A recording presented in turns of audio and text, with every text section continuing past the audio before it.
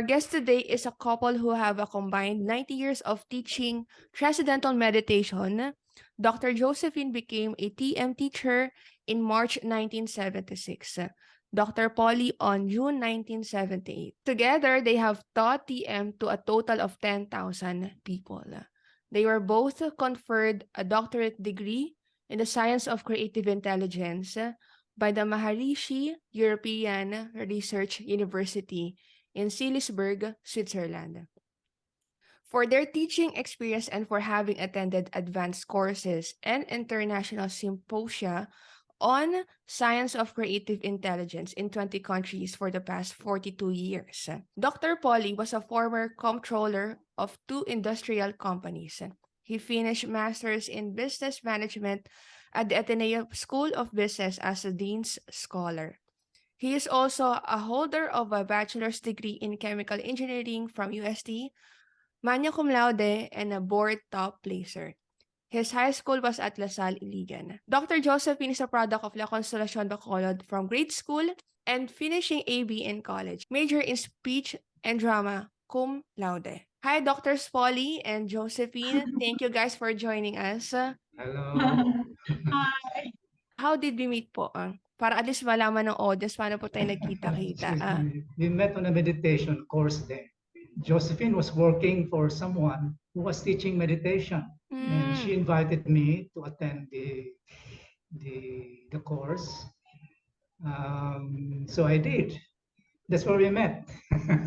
Okay. We have been seeking for knowledge and meditation almost our whole life. So we found, and when we learned Transcendental Meditation in March 1974, we thought this is one thing we would like to do for the rest of our life. Because when we learned TM, when we got instructed into TM, we experienced something very profound that we thought we should share this with many, many people. And so that's what our life has been dedicated to for the last 42 years or so.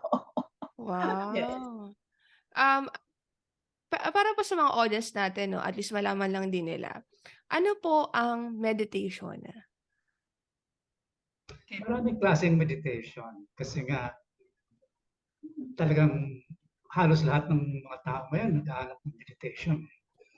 Pero ang kaibahan lang sa TM, ang TM kasi, ang meditation ng TM, sumisisid talaga sa mas malalim pang bahagi ng pag-iisip na napakatahimik.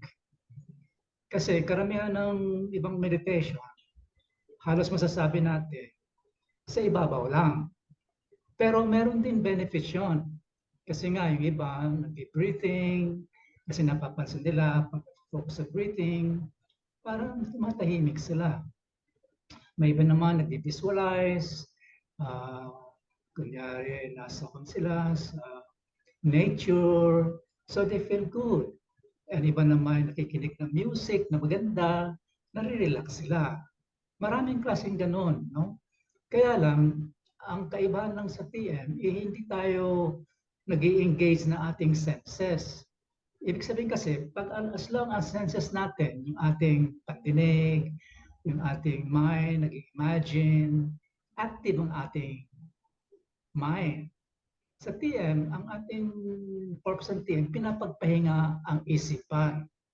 Para magpahinga ang isipan, dapat ang mga senses, the sense of sight, the sense of hearing, and even the thinking process should rest.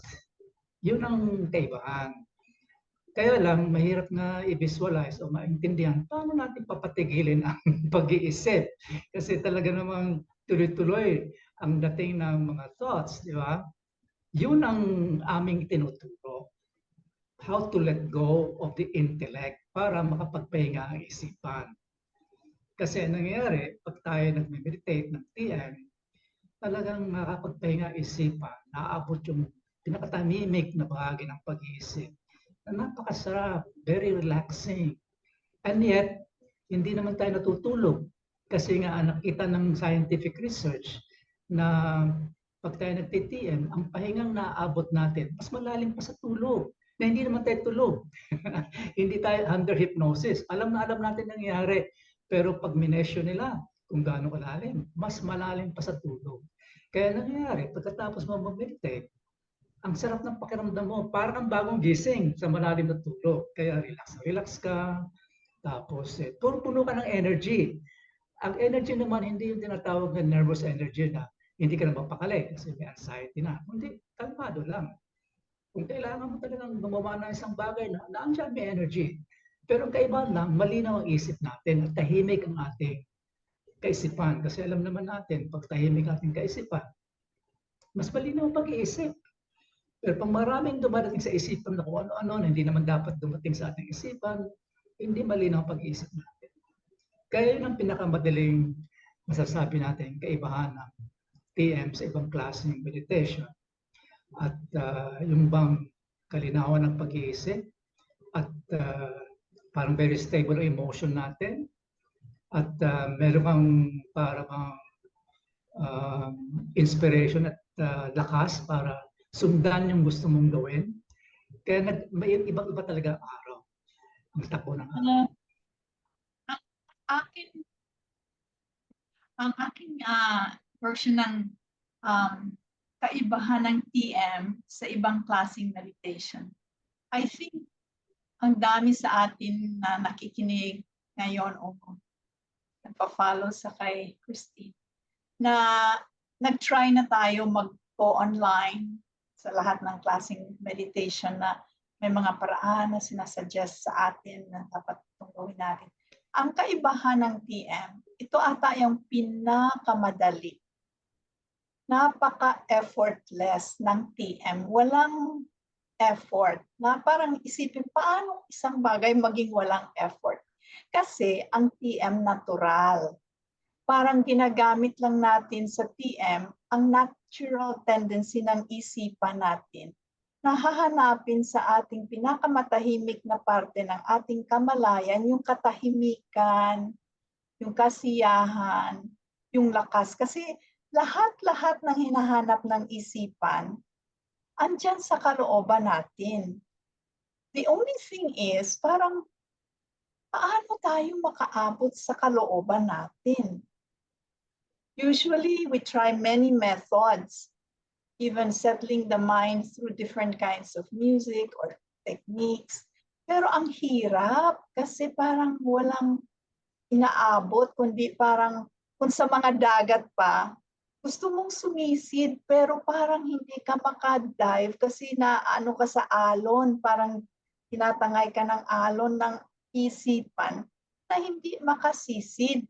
Ngayon, ang TM, ang kaibahan ng TM, tinuturuan tayo ng isang technique talaga. May technique kung paano mula sa kaguluhan ng isip, paraan kung paano maging matahimik at kusa, pag binigyan natin ang mind natin ng ganyang klaseng technique, kusa, ang nature ng mind mismo, dadalhin ka doon kasi ang mind natin anong gusto? Ang gusto ng mind natin malawak, matahimik, masaya. Lahat yan kagustuhan ng mind. Pero kailangan bigyan mo siya ng technique para makarating siya doon ng kusa na hindi mo sinasadya, hindi mo nga iniisip eh. At hindi mo pinipilit. Hindi mo pinipilit. So itong technique ng TM, walang concentration involved, walang imagination, walang contemplation na parang nagmumuni-muni ka, nag-imagine ka, hindi, walang ganyan. Yan sa tingin ko, ang pinaka malaking kaibahan. Because ikaw, as a person, maupo ka lang at ipikit mo lang yung mga mata mo at gawin mo yung technique na ituturo sa iyo. After that, yun. You allow the nature of the mind to bring you inward, and then there you find inner silence, inner peace, inner happiness, energy, creativity, lahat ng hinahanap mo. Diyan lang pala sa kalooban natin. Kaya ako, nang learn ko ito, parang feel ko talaga na ito yung kaalaman na nakapagturo sa akin ng paraan kung paano ko makilala ko ang tunay ko na sarili. Actually po, you told me po na long before kayo mag-TM, nagdi-discover na kayo ng meditation talaga. Marami na kami ibang pang-technique na ginawa din. Kasi at that time, 1974 pa lang nga yun, hindi pa gaano kagaya kay ngayon. Ngayon, meditation is being advised by doctors for all kinds of, problems of the health, of relationships, of behavior. Meditation is so well known today. Everybody's seeking for it. But that time, in 1974, very early, but already at that time, we were already engaged in so many other kinds of meditation that then I already experienced how it was doing other techniques. And when I learned teaching, ay, ito lang pala, napakadali. How Then did you, I was ano po so happy. how did you discover po yung meditation? Kasi during 1970s kasi, there are no available information. Walang namang internet. I think it must have been in my heart and in my mind, even when I was a young girl looking for meditation. I grew up in a Catholic school, and prayer and contemplation and meditation was a part of my life. In fact, when I close my eyes, automatically I pray because I am so habituated to that, But I think this other mental exercise, even our prayer, is another way to also get into that inner peaceful state of the mind, but still our mind is engaged in something, because you are putting attention to God, something out of our innermost being. But in meditation, we still continue to pray outside of our TM, but during TM, pahinga lang talaga. Pahinga lang talaga ang isipan. Na pag nagpahinga ang isipan, naaabot yung napakalawak na yan ang katotohanan natin, yung unbounded awareness, yung purong kamalayan na sa kalooban natin. Na pag naranasan natin yung kalawakan na yan at kasiyahan na yan at freedom na yan, paglabas mo, mas maganda ang pagdasal mo, mas maganda ang pagluto mo, mas maganda ang paglinis mo, mas maganda ang pag-unawa mo sa kapwa mo. Lahat yan parang naging maganda kasi ang lahat ng ginagawa natin base sa kamalayan natin. Ngayon, kung sa araw-araw na buhay natin, tulog, gising, mananaginip, ito lang ang tatlong klaseng kamalayan ang nararanasan natin. Ano ibig sabihin nito? Gising tayo, aktibo tayo. Matutulog tayo, tatahimik tayo ng konti. Mananaginip na tayo. May konting activity during dream. Tapos gigising na naman tayo. So nakakaabot din tayo sa pinakamatahimik pero partial lang ng kamalayan na buo. Hindi natin naaabot yung pinakatahimik na parte ng kamalayan na walang hanggan. Kaya ito, pag nag-TM tayo, naranasan natin pang-apat na kamalayan. Transcendental consciousness. Kamalayan ng transcendental na walang hanggang kamalayan. Kaya sabi ng mga doktor, sleeping, waking, dreaming, importante sa buhay. Pero itong pang-apat na ito, importante din natin na maranasan. Kasi kung ang kalawakan natin, sabi ng psychologists, mga 5 to 10%. Sabi na si Einstein, 13% ang kanyang kamalayan. Ganong kalawak. Pero bawat isa sa atin, nilikha tayo ng Panginoon na may 100% tayo na kamalayan. Pero kung natutulog lang tayo, nagigising at nananahimik sa tulog, gising at panaginip, we are only experiencing mga 5 to 10%. So sayang yung 90% na hindi natin na aabot. Pero Kaya, may potential yun? Yan yung full potential natin. Yan yung full potential natin. Na may 100%, pero hindi natin na-experience, hindi natin na nararanasan. So ang TM nagbibigay ng paraan, technique, kung paano palawakin ito hanggang maabot natin yung walang hangganang kamalayan na yan. At Sa ganon, nagigising ang lahat ng mapanlikhang isip, takas, kasiyahan, automatically, hindi mo na iisipin. Paglabas mo, parang pusa, uy, ganda ng pakiramdam mo, nakapahinga. At scientifically, sabi ng mga doktor, ang pahinga sa TM, doble pa kaysa natulog tayo ng 8 oras. So kaya talagang napakalalim ng pahinga na natatanggap ng katawan at isipan sa TM. Yan ang, I think, kaibahan. At ang pinakamaganda, napakadali na kahit mga bata, 10 years old, kahit hindi pa nakapag-aral, walang pinag-aralan, hindi marunong kahit ano, pero basta tuturuan sila mag-meditate, matututo sila. Kasi natural ang technique, natural. Ibig sabihin, hindi iba sa atin. Kusang nature natin mag-transcend. I agree At po, isang no? bagay pa, Ay, ang yes po, isang opo. bagay ko bakit isang bagay kahit kaya kami talaga tuloy-tuloy nagtuturo. Kasi hindi lang sa mga pakinabang sa pagbuti ng mga aming estudyante, kundi talagang napatunayan na lahat ng pakinabang pinibigay ng PM ay talaga na-validate ng scientific research. Napakaraming scientific research na nagpapatunay na pag ang isang tao ay nagti-TM, talagang lahat ng aspeto ng buhay, ang kanyang isip, ang kanyang katawan, pag-uugali, talagang napapabago. Napapabago. Kaya yan ang aming kumpiyansa.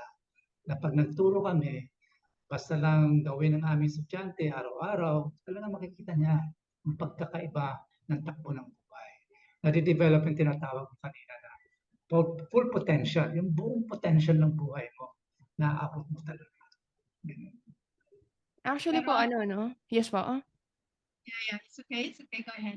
Um, actually, my story naman before I encountered them is, yun nga po, nakita ko kay Dr. Poli na I had series of events na very painful. And then, I also had years practice of meditation, but the common meditation online, guided meditation, yung mga music meditation, yung mga, ano talaga ng mga meditation, which is the common meditation online. But I was searching for more.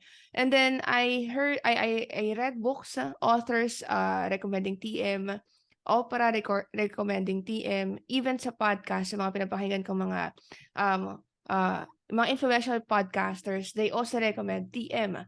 So, doon ako nataka. Sabi ko, itong mga tao na to, successful in their fields. So, sabi ko, bakit, ano yung meron sa kanila? Bakit they recommend the same type of meditation, which is TM?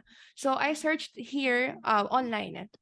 And then I am praying for the best teachers here in the country na pwede magturo talaga sa akin because I want to ano talaga kasi one of my reasons kasi is to ease my stress, my burnout, anxiety, mga ganon, and how to combat yung mga yun nga yung mga emotional na pinagdadaanan ko, emotional struggles, and also of course mentally to access my full potential. So, yun nga isa rin sa mga benefit ng meditation talaga is to activate talaga no, yung parang hidden potential ng bawat tao. So, yun, I searched them online, sila Dr. Poli and Dr. Josephine, and ayun no, I get the chance talaga to learn from them, no? And yes, this is true also no na napakadali ng TM. Hindi ko in-expect. Parang ang dali lang pala siya. Kailangan lang may habit ka na i-practice siya everyday.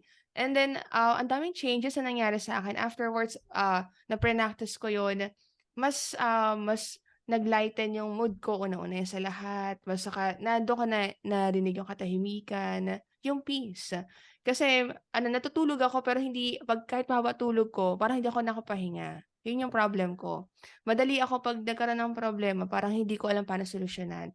And then usually when I am stressed, I do, di ba may fight or flight? Usually I flight. Mas gusto kong lumayo, parang ganun. Kasi hindi ko kaya i-handle. Ayun po. So, yun. So, antay ko natutunan sa kanila. And then, afterwards, I get to download these ideas. Ang bilis, ilang araw ko pa na siyang pinapractice. Pero parang, ang dami mas sinisipag ako na gawin yung mga dati kong projects na gusto ko siyang gawin ngayon because of meditation. So, my question is, why meditation can also help someone to be intelligent also or creative? Siguro, you brought up very beautiful points, Christine. One is that kahit natutulog ka, pagising mo, parang pagod ka pa rin. Yan ang sinasabi ko na kanina, na pag nagtutulog tayo, yung lalim ng tulog natin hindi sapat para i-neutralize at itutunawin yung mga malalalim talaga na mga experiences na nagbigay sa atin ng kung ano-ano mang klaseng pakiramdam. Kaya pag labas mo sa tulog, parang kulang. Ngayon, pag nag-TM tayo, ang TM, ang pahinga niya, doble pa sa natulog ka ng 8 oras. Yan siya kalalim. Tinutunaw niya talaga ang lahat ng mga karanasan at saka stress na natanggap natin sa ating in our day-to-day life. Natutunaw talaga yung stress na yan. Ngayon, pag natunaw yung stress na yan, kusa, as I mentioned earlier, sa kalooban natin, yan dyan lahat ng seat of infinite creativity, infinite intelligence, energy, na parang it gets infused into your consciousness. That's why paglabas mo, parang ang lahat ng gusto mong gawin na procrastinate mo noon, hindi mo magawa-gawa, automatically may energy ka to do it. Tapos yung ideas mo nag-flow, the creativity is more. Kaya ang mga sa podcast, sila Ray Dalio yan, sila nagsasabi sila na they became very successful in their financial ventures because thoughts come very pure, clear. Intuition increases, intelligence increases. Every single creation of God, every human being is born with infinite intelligence. The unfortunate thing is we never unfolded it. We only use 5%, 2%. So how can you enjoy maximum benefit from having a limited consciousness? Our life is based on consciousness. Pag may technique tayo na lumalawak ang consciousness natin, lahat ng aspeto ng buhay natin will be better and better every day. So I'm so happy, Christine, that you have just learned very recently and you are enjoying the benefits right away. Hindi ka naghihintay matagal. Yes So, po. Grabe. Actually, maraming talagang naging benefit sa akin day one pa lang. So, I'm not hyping people up pero I suggest talaga they try TM for them to know. And all of the people that I mean the authors, the podcasters, the famous people that I follow and yung mga role models ko, it is really true what they're saying about the TM. A while ago, we're talking about yung importance ng meditation kasi ayun guys, sa mga nanonood dito at nakikinig, very workaholic ako. Mukha lang hindi. Pero yung mga video na nakikita nyo ngayon or yung mga audios na pinapakinggan ninyo, there's a lot of hard work behind that. And also, I'm also doing business also on the side. So, ang dami kong ginagawa. So, yun, si Dr. Josephine, she gave me an advice. Yes, Christine, we know you are such an achiever and you are driven. You are so driven to achieve and be successful in your podcasts, in your, all these TikToks and all this social media work. And as you said, side business too. So all these require your time, your energy, your focus. And sometimes you may feel like I have no time to do my TM because I'm so full of all these things to do. But I was just advising Christine that when you are a very, very busy person, the more reason you have to invest in this 20 minutes TM morning and afternoon, because by doing so, you are increasing your intelligence, your clarity of mind, your energy, your concentration power becomes strong, and your natural ability to just effortlessly accomplish what you have thought to do And then before, what you used to do for 8 hours, you will realize, oh, I have finished everything in 4 hours. You begin to do less and accomplish more because mind is so clear and focused that it's able to achieve things that before you run around, make a lot of mistakes. But now you're just able to do everything effortlessly, spontaneously. So the more busy and successful you are, the more you prioritize. PM is not a waste of 20 minutes. It's an investment where you do this technique, expand your capacity, then action. And when you're acting, you have that support of all the laws of nature that your things to do are accomplished effortlessly. That's how life should be, that we are able to achieve everything without having to struggle for them.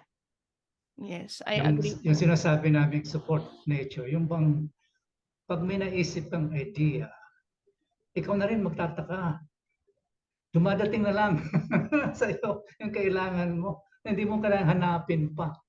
Yun ang Opportunities come to you because your mind is so unbounded, I mean, there's a field of all possibilities within us. Really. That means that there is really an infinite reservoir of possibilities in every moment of our life. That if we access that and open it to our awareness, then as Poli had said, Dr. Paul said, you are thinking of a project and suddenly the right person contacts you for it. It's like as if, wow, how did this happen, But you are attracting it because you are so clear, you are so bright, you are so free from stress. And you're happy because happiness is the key to your success. Aha moment po yan na happiness is the key to your success. Naku, kailangan i-note natin yan. Happiness is like a fragrance of a flower that draws all the good things towards you. Your only responsibility is to be happy. But how can you be happy when you're tired and stressed and burnout, worried? No happiness comes, and no happiness comes, no success. Yes, I agree. And I'm sure you believe naman po na this past 2 years has been one of the most stressful, anxious, and parang burnout yes. season para sa mga tao. Why do you think na ang laki ng epekto ng pandemic sa mental health? And do you believe about the mental health issues na nangyayari ngayon for the past 2 years po? Talaga, ang dami talagang everyone affected. comes now. Yeah. Poli, please go ahead. Yeah, karamihan ngayon na nag-contact sa amin, really because of the effect of these 2 years. Kasi pag hindi normal ang ating takbo ng araw-araw, talagang it create a lot of emotional problem. Kasi in fact nga yung face-to-face interaction is very important. Very important face-to-face kasi ang exchange of relationship is not just a basis on basis of you're in contact with each other, but rather yung bang intimate closeness of relationship. Kasi the happiness that we have radiates more powerfully in person. In person. Yeah. Ganun yan. Yeah, and maybe for me, I feel that, before the pandemic, the whole world was free. We can go anywhere, travel anytime, go anywhere, conduct parties anytime. You can do whatever you want without restriction, without boundary. It's like we were so free. In a way, we had a sense of unboundedness then. And then suddenly, this thing just does not allow you to do it anymore. So that sense of freedom, that sense of unboundedness to be able to achieve whatever we want outside has been curtailed by this circumstance globally. Not only that mental health is to be believed in. It's a global thing. The whole global community has been dented by this lack of expressing ourselves in the way we used to in the past. Ngayon, without the environmental support of this freedom, you cannot fly, you cannot travel, you cannot go anywhere, you stay home. This kind of restricted the whole mind and the emotions. So then it created this incredible boundary of uncertainty. What's going to happen next? Where do I go now? How can I see anybody? All these questions came to us. So I think even if it seems to be a kind of unfortunate situation, there is one thing that I think it has brought people to realize, that now I have to be inward directed. I cannot seem to find my happiness out there, but I still have to be happy. Where do I find it? Started to introspect. People started to look in, started to think deeply, evaluated life. What is my life all about? What is the meaning of my existence? Why am I here? So people are now more spiritual in that sense after this. Although it's accompanied by anxiety, fear of the uncertainty of everything, but this is the breakthrough everyone is experiencing. We are no longer dependent on looking for happiness out there because it's not available, it's not possible. But we have to find happiness from somewhere. And here we find, because we cannot go out, we have to close our eyes and go in. That's why the internet is full of techniques of how to close your eyes, go in, listen to this music, listen to your body, listen to your breathing, listen to your heartbeat. Because this is the way by which our natural law is making us see that it's not out there. It's within. It's within. And once we find that, then life has fulfilled its goal, which is to make everyone realize that everything we are looking for is not out there, but it is within us. This is the kingdom of heaven within us. And it is very clear in our Bible, seek the kingdom of heaven first, and everything else will be added unto you. But how do I get there? How do I easily achieve that? We try many ways. It's not easy. TM is easy. You really find that inside is everything you're looking for. So I think, although we are in a way growing through this kind of, it's like a butterfly that is breaking away from the cocoon, we have been cocooned. So we are now breaking away. It's like there's a growing pain. You can call this mental health issue. You call it that. But it's just that we are starting to grow and realize the real meaning of our life, which is consciousness, which is within us. Once our consciousness unfolds to its fullest potential, we can be happy even in our own little room and be enjoying everything like it's the best ever, Simple life will be enjoyed maximum. Parang You don't ano po have 'no, pag naka-TM po parang, magkakaroon ka ng ibang lens, ibang perspective sa buhay. Parang kumbaga ang buhay mo na black and white magiging colorful siya once you try, TM. Before you had a small lens, now you have an ano yan? Wide angle lens. Wide angle lens. That you Yes. can see meaning in everything. You can see the meaning of everything that you go through in life. And that is very important because life is changing all the time. You cannot expect life to be the same. Now, even when, if supposing a pandemic is over and we're supposed to do new things again, new way, it's not the same. It's not the same anymore. So we have to keep adjusting and we have to keep looking at it in a new perspective. And it's only when your perspective is fresh and new that you can understand more. You cannot solve the same problem with an old consciousness. A new problem will seek a new kind of unbounded consciousness. I like what you've said po, no, Dr. Josephine. You cannot solve a problem with the old Problem with the consciousness. same old mind. Einstein said that. He said you cannot solve a problem that has been created with the same old mind. A problem can only be solved by a new, fresh perspective, as you beautifully said. And it is all about our perspective, how we see it, how we hear it, how we smell it, how we touch it, how we understand it. It's all about our being aware of consciousness. And consciousness is the only thing that underlies everything.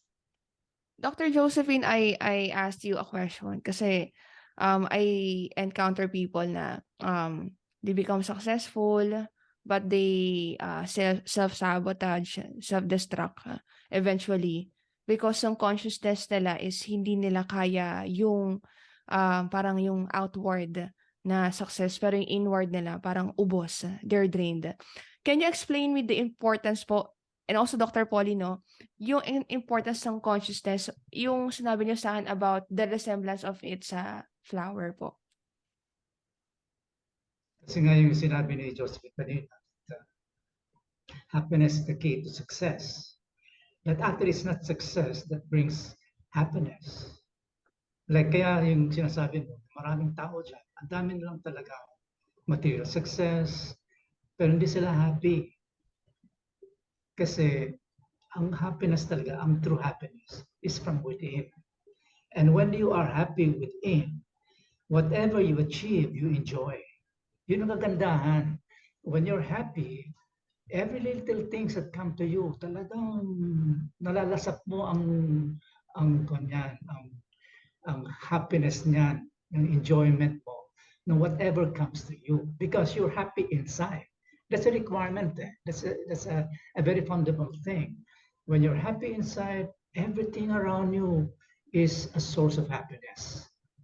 No, but again, it has to be exactly understood that the success or the people that come to you or in situations that come to you are not the source of happiness. They become a source of happiness if you are happy inside. Yun ang napakalaga. Kaya marami tayong kilala ng mga anyayaman na or talagang very popular or very distinguished because in terms of their achievement. But in personal life, they are not happy because they have no connection to the source of happiness within. But when you are doing TM or meditation, yun ang tinatawag na natin 200% of life. You're enjoying material success and also enjoying that, but the inner happiness within is more important. The silence. Kaya napakalaga na kamalayan. Talagang palawakin. Palawakin. Napakalaga. You mentioned, Dr. Poli, na 200% of life. That is very, very significant. And I'm so grateful to our teacher, Maharishi, who taught us that life is not only 100% material success, but it has to be accompanied by 100% inner success. Kaya 200% talaga. Kasi as you've said, they have achieved everything outside, and yet they destroy themselves because they are drained out, meaning 100% on the outside, 0 on the inside. And what made that so? The stress that you accumulated during the time that you were trying to achieve your 100% on the outside. So you get totally burnt out. Zero. So if you have 100% outside, zero inside, then it's not life. It's not life. So the technique of having 100% inside is to nourish and nurture the consciousness like a flower again. You know, if your tree of life is wilting, you do not spend time trying to wipe the leaves or trying to water the branch, because by doing so, hopefully the leaves will become more alive. No. What do? If you want this tree to blossom, go to that unseen portion. Hindi mo siya nakikita. Sa ilalim, yung pinakaugat noon. Doon ka magdilig. Sa pagdilig mo yan, bubuhayan mo yung sap. Pag nabuhay na yung dagta ng puno, automatic yon.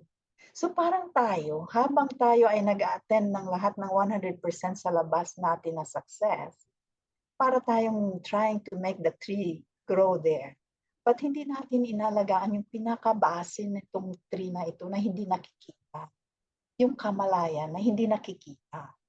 So darating ang panahon, lumaki na nga siya, pero walang bunga at mamaya nawawala na. Siguro sa simula meron, pero mamaya nawawala, namamatay.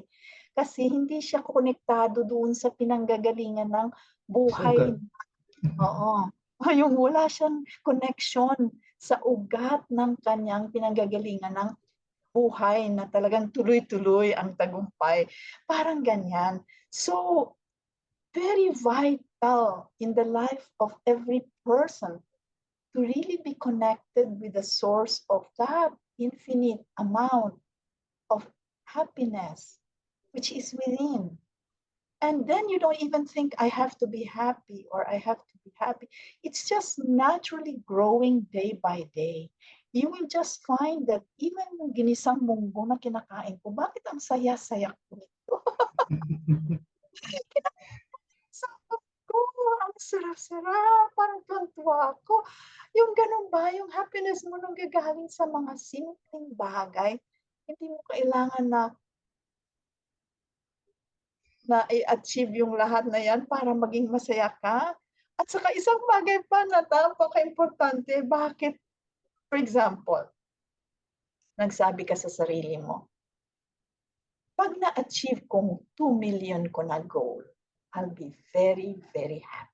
Okay, na-achieve mo na yun, 2 million na. Immediately, pagka natanggap mo na yung 2 million, sasabihin ng isip mo, ay, bakit hindi 5 million? Diba? Kasi andito na yung 2 million eh. So, 5 na naman. Okay, so you go ahead, 5 million. Hanggang, oh, what about 10? What about 50? Ganun ang ganun, ano? Bakit ganun? Kasi ang nature ng mind is infinite. That's the mind. It wants more and more and more, and it never ends, you know? Kasi yan ang nature ng isipan natin, walang hanggan. So ngayon, kung ang ating hinahanap sa labas, diyan lang natin ilalagay ang ating hinihiling sa buhay.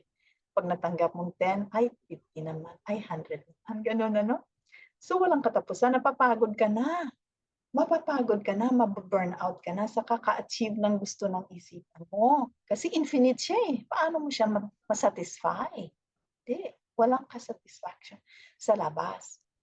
Pero, pagka nag-transcend tayo sa ating technique ng TM at ang ating walang hanggang isipan na ito, makakatagpo siya ng larangan ng purong kamalayan na walang hanggan din.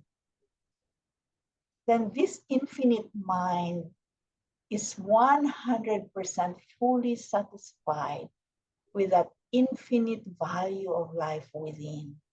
And that's when the infinite mind gains contentment, gains infinite satisfaction. the seeking of the mind for more and more is fully satisfied. So there you find peace, happiness.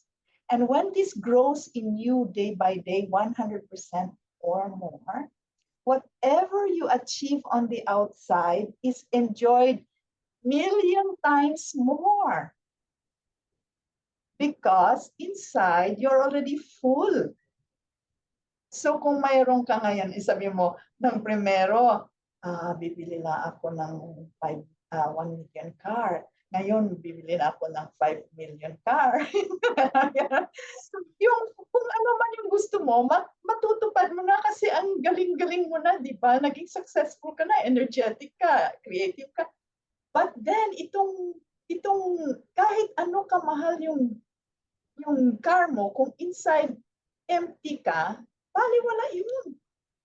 But when you are full, kahit itong whatever you have, you will enjoy million times more.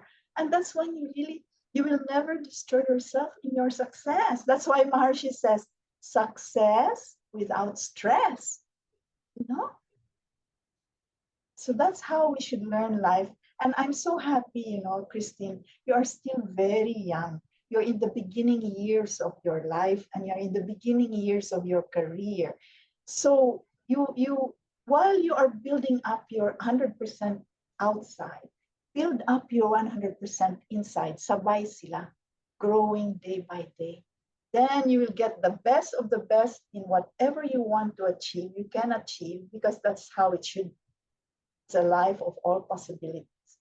But enjoying fulfillment, enjoying inner satisfaction, enjoying inner contentment, where if supposing the day will come and say, I just want to be here, you are very happy wherever you are. Wherever you may be, doesn't matter. You are happy. And that is the only reason why we are born, to be happy. I guess one of the benefits po talaga, I agree po talaga doon sa sinabi niyo, no? Isa rin po sa nanonotice ko sa inyo both po ni Dr. Poli and sa inyo po Dr. Josephine is, kumbaga na-activate din talaga yung, kumbaga, I see the inner child in you sa inyo pong dalawa. Ibig sabihin, kumbaga, you're very youthful, at the same time, yung sinasabi lang quote na sa buhay, kailangan maging bata ka. Nakakalimutan natin maging bata. Ibig sabihin, when we mature in life, we forget to enjoy things, yung mga simple things in life. And I think that's the best benefit also of meditation, to activate the inner child ng bawat tao. Which is, I see both in yun po, nare-reflect niyo po both. And I agree when it comes to outside and inward. Isa sa natutunan ko po sa TM is the nature of the mind is to want things. Which is maganda naman po when we want things outwards, okay naman. Pero pag yung inwards hindi mo nalalagyan, nauubos ka, then you will get no fulfillment or satisfaction.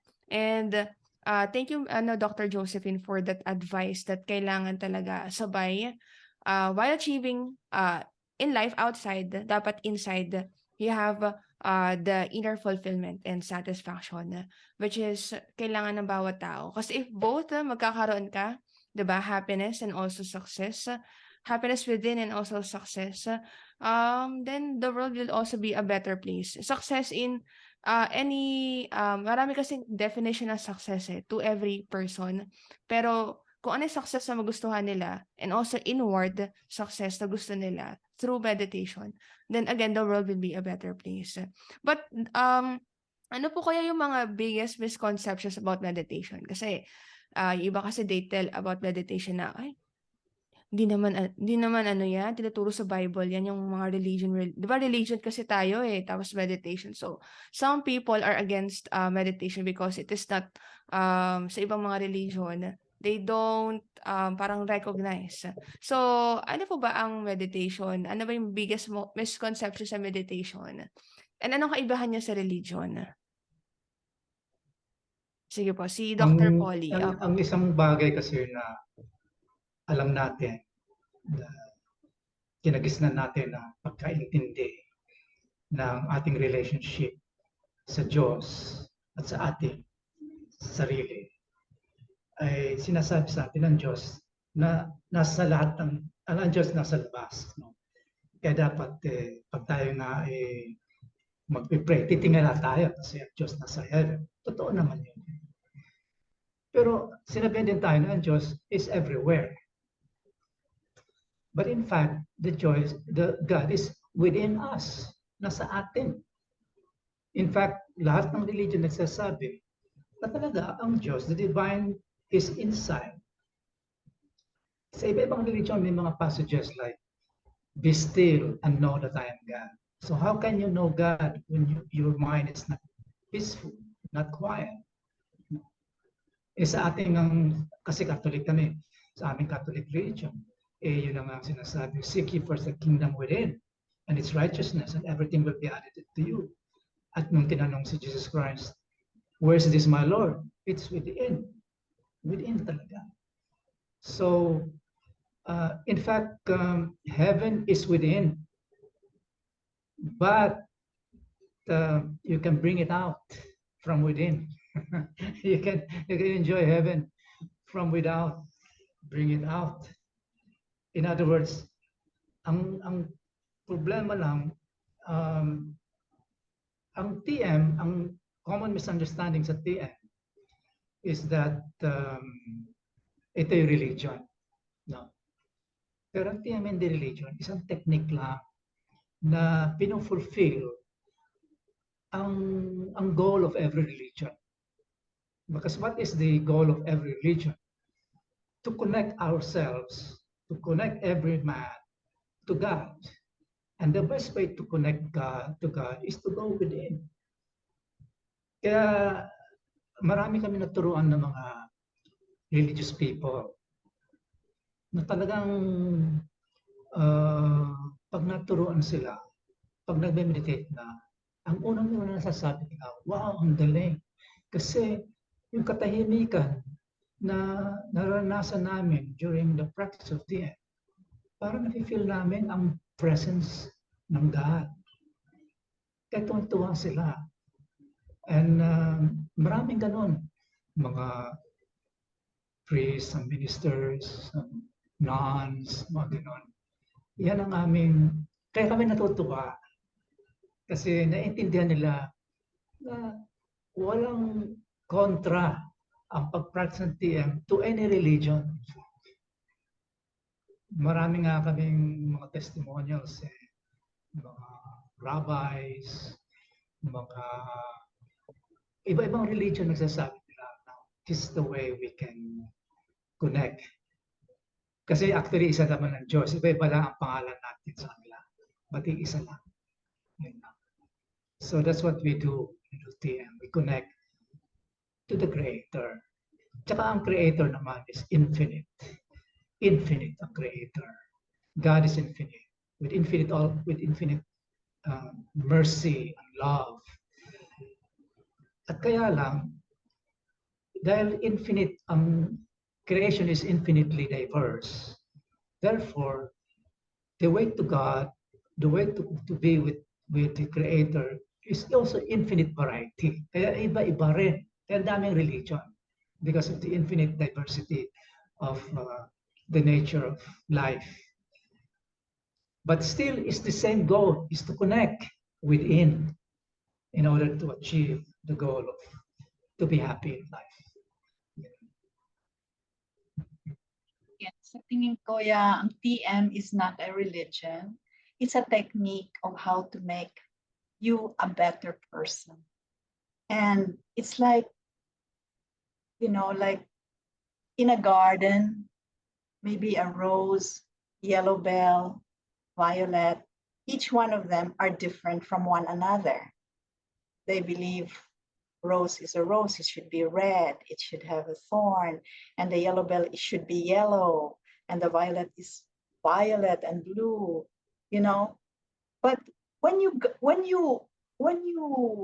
water the garden, each one of them will become more beautiful and will express who they are. And the yellow will be yellower, The red will be redder. And the rose cannot tell the yellow bell, you have to be red. You have to be red because I am red. Parang God created all varieties.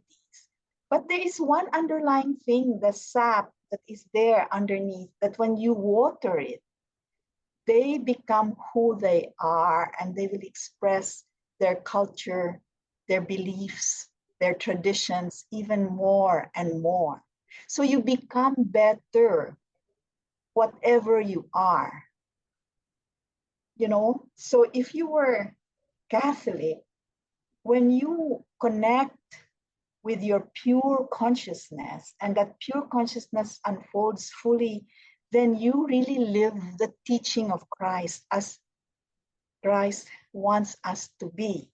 You will naturally imbibe the love for your neighbor, the unifying value and harmony. You will embrace humanity like Christ did.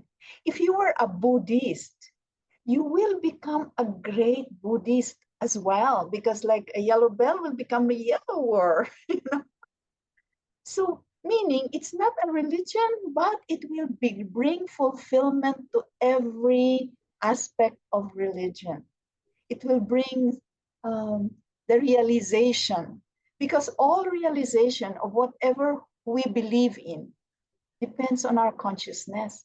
If ang kitid-kitid ng consciousness natin, ang tingin natin masyadong maliit lang, ang intindi natin ng Panginoon, maliit din. Pero kung lumalawak ng lumalawak ito, ang intindi mo lumalawak din. Mas lalo mo na-realize na God is not only here, it's there, it's everywhere. God is in everyone, you know?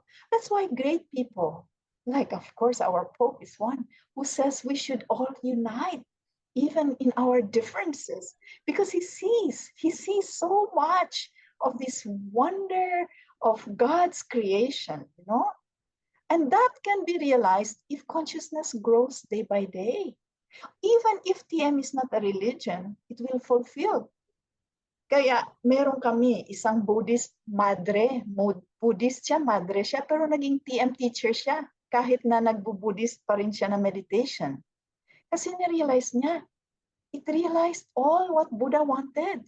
Kaya ngayon, tinuturo niya sa lahat ng estudyante niya sa schools, kasi ngayon, nakita nila na pag grupo ang nag-meditate, ang effect ng meditation nakaka-affect ng buong bansa. Kaya ngayon, ang sa Philippines, square root of 1% ng Pilipinas is about 1,000 people. If we have 1,000 students or soldiers or people in business, employees meditate together, ang effect ng meditation will not only release the stress in the individuals, but it will release the stress of the whole country, so that our country will become better and better and stronger every day. And our administration is nothing but a reflection of the consciousness of the millions of people living in the Philippines. How many are we now? 110 million. If every day we create an atmosphere of peace, harmony, and connection to that coherent brain physiology, then we're thinking more orderly, then the orderliness will radiate to the whole country and bring administration in a very orderly, unified, harmonized way. You know, that's very important for us to create groups, like people in other countries are creating groups in Thailand, in Taiwan, in Japan, in Malaysia. They are having groups because they see that when groups meditate, it can create a better quality of government. That's what we need in the Philippines. I truly agree regarding to your statement regarding the group meditation, because I see countries that they do group meditation and it can be very helpful sa buong bansa. So mga nanonood dito at nakikinig, I'm sure na lilito kayo or medyo confused pa kayo. But I suggest to all the listeners and viewers out there to enroll on TM with Doc Poli and Doc Josephine. But di pa tayo tapos. Next question ko po is how often one should meditate? Ang TM, tinatawag natin is a culturing process. Kinukulture mo yung iyong brain physiology, kinukulture mo yung physiology. Pag sinabing culturing, there should be a process. Hindi yung para bang pag sakit ka ng ulo, take ka ng medicine, tapos na. So that's why this is done every day, twice a day. Ang morning meditation, ang purpose niyan is to make sure na mabawi mo yung kakulangan ng pahinga na natanggap sa tulog kasi ganun karamihan sa atin eh. Hindi pa rin talaga sila fully rested when they wake up in the morning. So we meditate to gain that energy that we need, and also then we'll have more clarity of thinking and the emotional stability para maging maayos ang takbo ng araw. And then pagdating naman ng hapon, kasi dami nating dinaanan na stress, no? Ibig sabihin, activity. Then kailangan na lang tayo mag-shower ulit. Sa shower pa, tanggalin natin yung mga duming na daanan natin. So we become fresh again. Kasi we say before dinner or late afternoon para ma-enjoy pa natin ang ating gabi, ang hapunan, ang gabi, so that at lalo na pagdating na sa oras ng tulog, maganda ang tulog natin. So that's what we do every day. So paunti-unti, systematically, pag ginagawa natin yung linaw ng pag-iisip, nagiging more permanent. Kasi sa simula, parang sandali lang, inaabot ng buong umaga, no? At saka yung stability ng emotion. Pero sa araw-araw na ginagawa natin, mapapansin mo, yung linaw ng isip, tumatagal hanggang buong maghapon. Pati yung sigla, yung energy mo, tumatagal din. Ganun nangyari. So we keep on just meditating regularly. Then you'll find at a certain time, talagang fully develop na yung full potential mo. Ganun yun. Fully developed na. So yun ang process ng TM. It's not an overnight thing. It's a process of culturing para maging maayos ang pag-unlad ng buhay. Yes, I agree po, no? For personal and spiritual growth talaga ang purpose ng TM. Kaya sa mga nanonood na nakikinig ngayon, talagang kailangan nyo na mag-enroll. Mamaya, we'll share ko pa paano nyo follow sila, Doc Poli and Doc Josephine. But next one po natin dito is, what is your definition of God? And for Dr. Josephine, ano pong definition nyo ng God? God is love. God is the basis of everything. God is the creator of everything. We honor, we respect his creation. And when he created everything with laws, so that it becomes orderly, harmonious, conflict-free, that everything is going to unfold as he thought it to be. Unfortunately, he also created human beings as part of this, and with billions of neurons in every human being, so that they can enjoy his creation totally, Now, the only thing is, as we had lived our lives, the billions of neurons that have been God-given have been underutilized due to how we live our life and how we stress ourselves. Our awareness, our consciousness has become limited, so that then our understanding of life and everything has become less and less and less as time goes by. I mean, like, this is an infinite life, I mean, like, how long has life been on earth? It has been there, and in all of creation, it has been thousands and thousands of years. And as evolution had happened, man has now become this time a human being that is using about, as psychologists say, 5 to 10% of what God had given.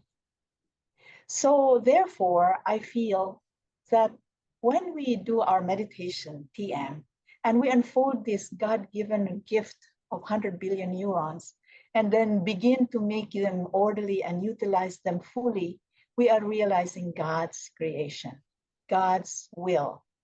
Natural law that is governing everything in creation is God's will.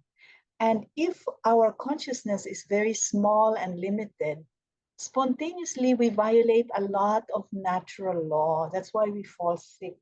That's why we are unable to have harmony within the body, because we are doing so many things that are not in tune with natural law, and violation of natural law results to suffering and sickness and disease. So if our potential that is God-given already is fully utilized 100%, then we will live according to the will of God. And that's beautiful.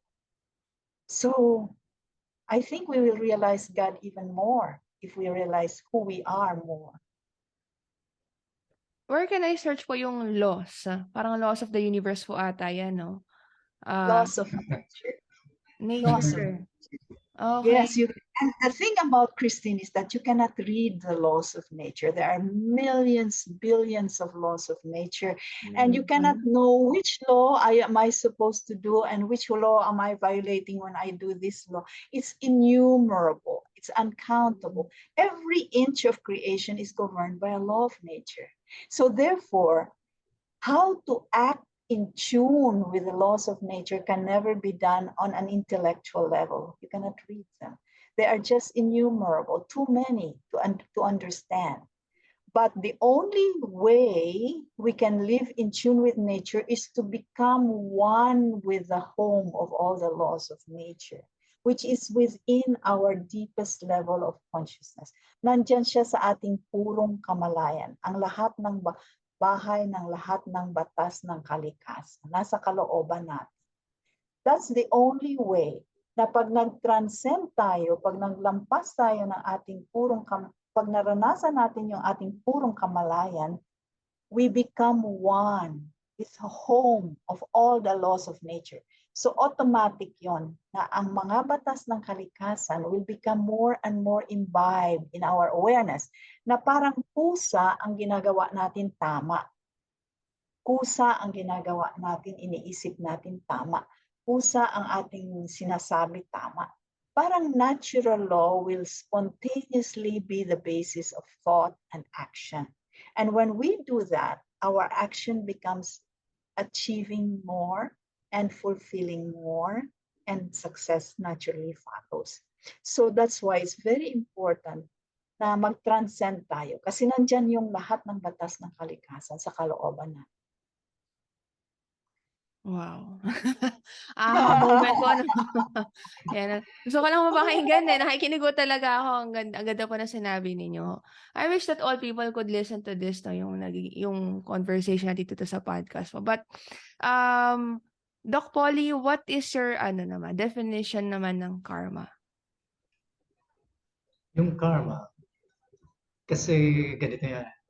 Sabi nga ni Josephine, that when God created the whole of the universe, He has also instituted laws of nature, the laws of nature. May mga batas na umiirap para orderly ang evolution ng creation, and including human life. Kaya, pag tayo ay lumalabag sa batas ng kalikasan na tawag, or the will of God, then we bear the consequence of the violation of that will of God. That's why we feel that parang pinarusahan tayo. Pero actually, hindi ang Diyos na nagpaparusa sa atin. Binibigyan lang tayo ng awareness na pag ito pala ginawa kong ganito, hindi pala ito maganda. So, what will happen, it's a lesson to us na if we do something, ito mangyayari, then alam mo na, sa susunod, huwag mo nang gagawin ito kasi masama ang resulta sa akin. Yun ang will ng God. Because the will of God is to make everyone happy. But the thing is that you have to realize it yourself. Sabihin, dapat kong matutunan ng sarili mo. Yun ang kagandahan doon. Kaya binigyan tayo ng free will. Binigyan ng free will. Tayo mismo, ang mga pagpatunay na tama pala ito pala talaga ang sinasabi ng Diyos. Kasi nga, we were created in the image of God. That means, we also have the ability to be perfect because God is perfect. And so, the children of God must be perfect also. But then, we just have to make that realization. And the realization is that all these events and activities we do will give us a result that will make us realize na hindi pala dapat ganito, dapat pala ganito. So more and more, as you keep on understanding and realizing what are not supposed to be done because of your own experience, then you get to know, to do the right things. And then you find na more and more, ito pala, ito pala. Now, ang kagandahan lang is that kasi mahirap din talaga na kumakitid ang ating isipan na kahit na doing the same thing again and again, the same problem, hindi ka nakaahon. Kasi hindi mo naintindihan na ganun pala dapat ito, na I should,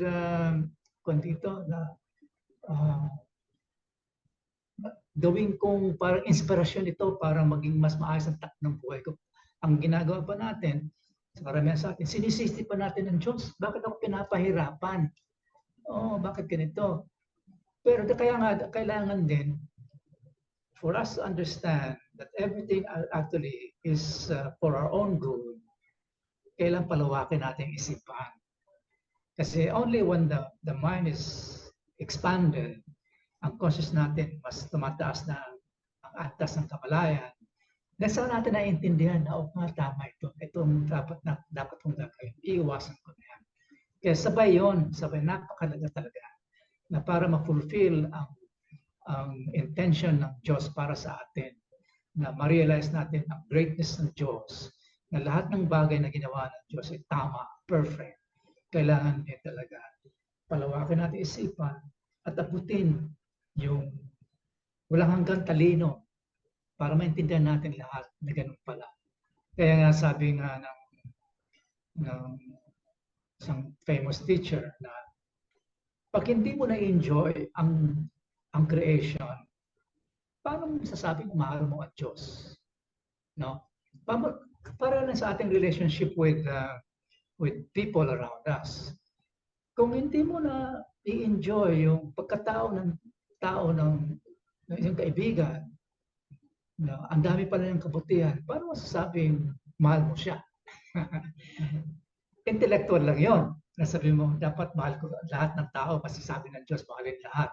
Pero importante na talaga may experience ka ng kagandahan ng buong mundo, ng buong creation, para maging totoo ang pagmamahal mo sa Diyos. Napakalaga yan. Napakalaga. That's why everything has been created. Everything that happens to us are for our own growth, but we also have to meditate in order to understand that. We have to go within so that ang kamalayan din lumawak. They go together. I'd like to add a little something. Karma, meaning of the word karma, is action. That's what it means.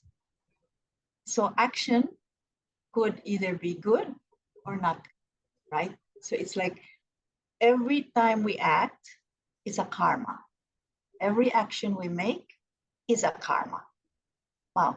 The consequence of the action that we make depends upon whether that action is in tune with nature or not. And in physics, we know for every action, there is an equal and opposite reaction, right? So as you sow, so shall you reap. So when our action is 100% in tune with natural law, the result is happiness, success. But if the action is violation of natural law, then the consequence is difficulty, problem, obstacles. So now, how can we have a karma that will always uphold our evolution towards happiness and success. It has again, we go back again to that, what we said, that when in the beginning stage of meditation, we transcend, naranasan natin yung tahanan ng lahat ng batas ng kalikasan. Tapos binubuhay natin ito sa ating isipan na more and more, parang kusa, tama ang ating ginagawa. Na parang kusa, hindi na tayo sumasang-ayon sa batas ng kalikasan. Sumasalungat. Mapapansin mo, hindi tayo sumasalungat. Hindi tayo sumasalungat sa batas ng kalikasan. Mapapansin mo kasi, parang pag nag-iisip ka, natutupad ng madali na hindi ka naghirap. Ganon. So, ibig sabihin, in tune ka kasi ang galing, walang delay. Ganon eh. Pag tama ang ginagawa mo, ang konsekwensya na walang delay, kaagad natupad siya. Pero kung talagang hindi tama para sa'yo, hindi rin matutupad. Kaya alam mo, siguro hindi tama to. Parang ganyan. Ngayon, there comes a time when we keep on meditating regularly, na itong walang hangganang kamalayan, hindi na siya nawawala talaga kahit gising ka, tulog ka, nananaginip ka. Andiyan na siya palagi. So ang mangyari niyan, pusa, spontaneity of right action, ang mangyari sa iyo. Ibig sabihin, pag tuwing may karma ka, may ginagawa ka, may action ka, kusa, tama, kusang sang-ayon sa batas ng kalikasan. So talaga ang buhay natin, mas matagumpay na hindi naghihirap. Yan ang birthright natin. That's why God gave us billions of neurons and all possibilities in our life. God created everything for us to enjoy. We are here to be happy and enjoy God's creation. But if our action is violating the laws, then the consequence becomes a suffering for us. Kasi nga mali. So how do we evolve from that state? Just expand your consciousness to a point na spontaneity of right action will be there. Parang hindi mo na iniisip, beyond intellect yan, hindi mo yan babasahin sa libro. It's a growth. It's a growth of consciousness to a point where naturally, spontaneously, action is right. That's what's aiming. That's a thing that we should aim for in our life. Parang ano ba, no? Parang good decisions. Parang sunod-sunod na tamang mga desisyon hanggang sa makuha mo yung parang flow. Parang sumasabay ka sa flow ng life. Exactly. Yung parang kung hindi mo alam, ang dagat, andito papunta, you're swimming against the dagat. Ang hirap, struggle, talaga, hirap ka. Kasi nga, mali, hindi ka sang-ang. Pero pag nag-turn and go with the flow of not ocean, ang bilis, ang sarap. And life is designed to be that. Really. I mean, talaga, lahat tayo pinanganak para maging masaya, maging matagumpay. At kung may hinahiling tayo, may hinangad tayo, dapat matutupad na hindi tayo hirap na hirap. Bakit tayo naghihirap? Kasi nga, hindi tama. Siguro somewhere hindi tama. Ang hindi natin alam, kaya. So kaya talagang there's a way na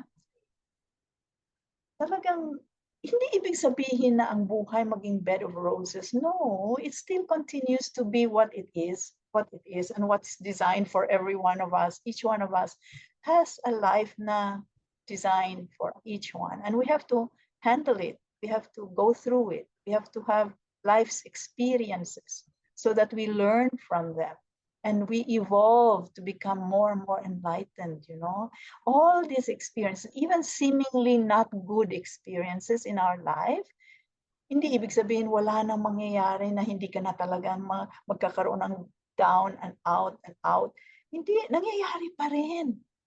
Pero despite may kaibigan ako, nawala na siya ng paningin. Yung eyesight niya nawala after living 60 years or more. And because of something, she has to go through it. She lost her vision. But even with the loss of her vision, because she has been meditating 30, 40 years now, She exudes happiness, and she is the busiest person. She said, I have to go there and I have to see that place. I said, how? She says, oh, all my friends tell me, here there are some trees and there are some birds. Yes, I can hear the birds. I can hear the leaves. She is just so bubbling with happiness, not even able to see it. Ibig sabihin, nawala na siya ng paningin, na visual outside, but her inner vision even became more. She sees light in everything. Parang that means that that person has developed her consciousness na kahit mawalan ka man ito or nito, hindi nawawala yung kasiyahan mo, hindi nawawala yung inspiration mo mabuhay. Oo, mas busy pa yan siya. Gusto siya mag-grocery. Ay, sabi ko, saan ka na naman pupunta? Sabi niya kasi, sabi ko, ano ang gugros? Basta yung aking, may kasama siya na kung anong nakikita. Oh, yan, bilhin natin yan. Oh, yan, hindi yan. Enjoy na enjoy siya sa buhay niya. So, yun, talagang proof sa akin yun. Isang matalik kong kaibigan na talagang totoo. Kapag ka na-establish na yung purong kamalayan sa kalooban na masaya ka, kahit na ang buhay ay may plano din ang buhay natin na hindi natin alam kung ano at kung madadaanan mo man, hindi ka nawawala. Hindi ka overwhelmed by the circumstances of life. That's a very great gift. And hopefully lahat ng tao they will gain a perspective like that. And regarding to your friend, grabe no. Yes, ang lahat tayo may dinadaanan. Hindi tayo sabi na ako, libre ako dyan because nagme-meditate ako. Hindi. Kahit nagme-meditate ka, may madadaanan kasi meron talagang divine plan. And sometimes when that divine plan happens and you only see the small perspective, then you say, ano ba to?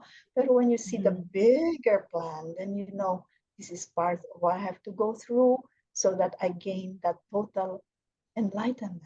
The total life of happiness, regardless of whatever happens. And that's God's plan, really. And it's perfect for everyone.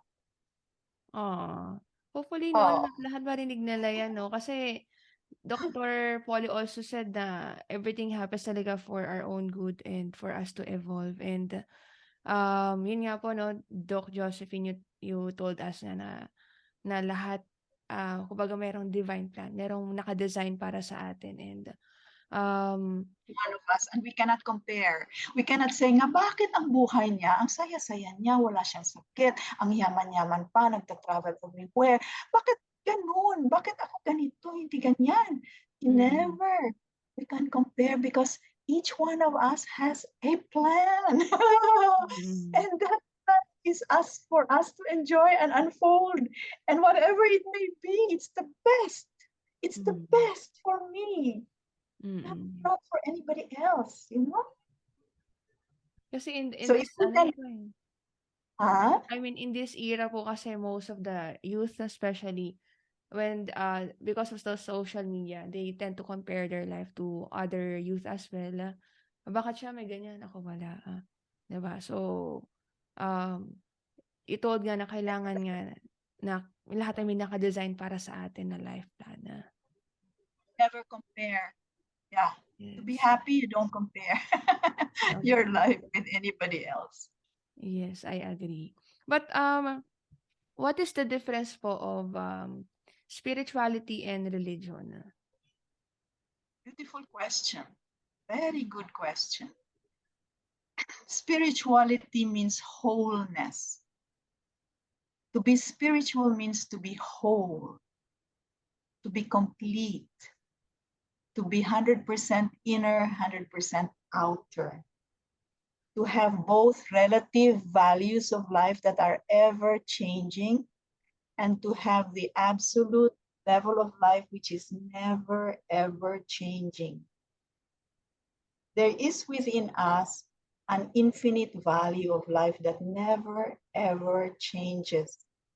It's like ang ilalim ng dagat, sa ilalim, sa pinakatahimik na parte, walang kaalon-alon. Hindi yan siya nagbabago doon.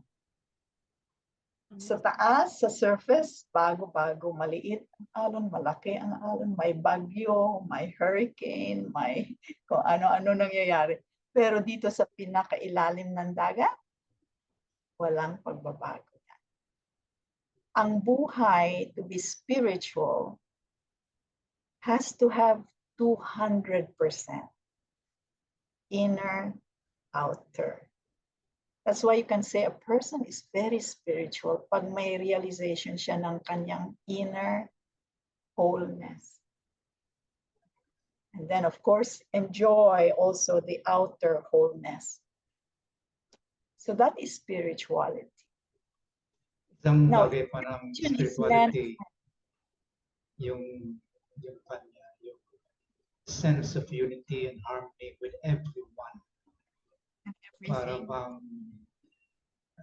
you're able to accept everyone in the same way as you accept yourself. You accept also everyone as like you also, created in the image of God. Also with the same perfection. Wala kang, hindi mo din discriminate na, hindi ikaw, wala ka dapat dito sa mundo. Ganun. Everything, you have that understanding that everything has a place in life. Yun ang true spirituality. Hindi lang na buong-buo ang iyong buhay, but then buo rin ang pananaw mo sa lahat ng bagay sa paligid. Consciousness. That means you see everything as you. You see everyone as you. You know, there's nothing separate from you. So that is a very high level of spirituality. Now, sometimes I think religion aims for that too, you know. Different religions around the world, different kinds of cultures, traditions, religions, they aim for that too.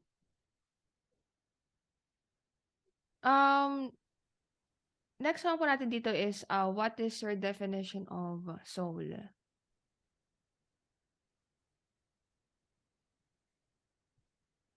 Soul is the individuality that is imbibed in every one of us. When we are born, we have this soul, that who we are, that has been there all these thousand years, never dies.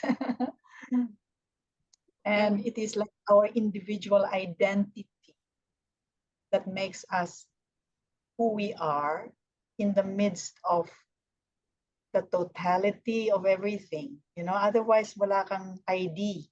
Parang may ID tayo. So that's our soul. And the soul is perfect, has been created perfect. And as we live through life, when we die, our soul continues on. It never dies. It's eternal, you know. So that's the aspect of us that is not changing. Infinite po ang soul. Yeah, that's the aspect of us that know our body changes. We drop this off, but the soul continues. That's the eternal value of our own life, and our soul is our ID. So God knows, andun pa si Josephine, si Christine, andun. Nakikilala tayo. Tama eh. Otherwise, kung wala sang ID, then we are just one big mass of nothingness. Tama. Pero po, in one sentence, what one rule na gusto niyong i-impose sa Philippines if you'll be the president? Ano yung isang batas na gusto niyong ipatupad sa Pilipinas if you're going to be the president? So yun po. If I was the president of the Philippines, what I will do is I will create groups of people practicing transcendental meditation and the advanced technique of yogic flying, because scientifically it has been proven that when these groups practice morning and evening, they are going to act like a washing machine that will clean the stress of the whole country, so the country grows in peace, unity, harmony, freedom from calamities, freedom from poverty, all the stress and diseases and the calamities and all these epidemics, they will just not be able to come into the country. the country will have an armor of harmony and peace and prosperity. Every Filipino will be creative, will be intelligent, will be energetic, will do the right thing so that they will have the good results of their good actions that come to them and they become very happy. So that will make the country very peaceful, happy, and invincible. That's what we'll become. So if I was a president, I'll do that. Grabe, I'm excited po. Sana mangyari yan, no? I mean, sana po mapatupad yan sa mga batas sa Yes. Pilipinas. And I think Meron na Philippines siguro talaga. nakikinig sa atin, baka may kilala sila, then we should Yes. do it. We should do it because many, many countries who had before civil wars, they created the group and the civil war ended, you know. Dami ng proofs. Over 40, 50 scientific research studies show that when countries implement this, they will really create a very ideal, great nation of happy, peaceful, prosperous people in their countries. People talaga should really learn how to meditate and also learn the TM technique. And I think, no, marami na siguro mga nanonood at nakikinig na they want to enroll and also to learn about the best technique in meditation, which is yung TM nga po. Where they can follow you po, any social media platforms or website that they can contact you po both. Yeah, they can just go to the website and they can register for free orientation lectures para maintindihan nila ano talagang TM. At doon magsisimula ang kanilang journey towards spirituality. Yes, siguro po I will attach yung parang website nyo dito sa Yes. sa link natin, no. But they can also I will also attach your contact numbers din po, so The that email marami pang address, mga email tao. address and phone numbers. Yes, so that they can learn more. Actually, I really recommend TM talaga to every people. Tama po si Doc Josephine, if all people will learn about this technique, this type of meditation, then Philippines will be a better place because it awakens you, no, from sleeping. Yung buhay mo na para kang robot, this time you will have a, what you call that, parang self-awareness. Kasi usually sa autopilot mode tayo eh. We just yung kumikilos ka lang based lang sa lagi mo ginagawa everyday. Pero once you're awakened, then everything you will go with the flow of life. Diba? Kumbaga gising ka na. So yun po, I think ang dami po na-inspire ng mga nanonood na nakikinig to awaken their full potential, and ang dami ko pong natutunan sa inyo. Napaka-deep ng conversation din natin. Sobrang nag-e-enjoy ako. And parang nakahanap po ako ng mga makakausap ko na ay pareho tayo ng ng gusto mga topics about spirituality, about life, about the meaning of life, diba? So, with that, thank you so much, Doc Poli and Doc Josephine. Hopefully, marami tayong mga tao na ma-inspire because of the message of TM and meditation. And yun po, thank you so much for your time. Alam kong gutom na kayo dahil tanghalian na. But thank you so much po. Christine. Thank you so much, Christine. And we wish you to have a very successful endeavor in your work, because you are so pure and you have so much inner knowledge of life and how it should be lived. And that's what's moving you to inspire others to be with you in this journey. So we wish you great success and happiness. Thank you. And salamat din, Christine. And tandaan mo lang yung November 19 pa yun, that's another birthday, your spiritual birthday. Yes, meron ako bagong kalendaryo ngayon, November 19. Thank you so much po, Doc Juan and Doc Josephine. Kain na po kayo, and God bless po sa ating lahat po. Namaste. Thank you po. Thank you. Thank you.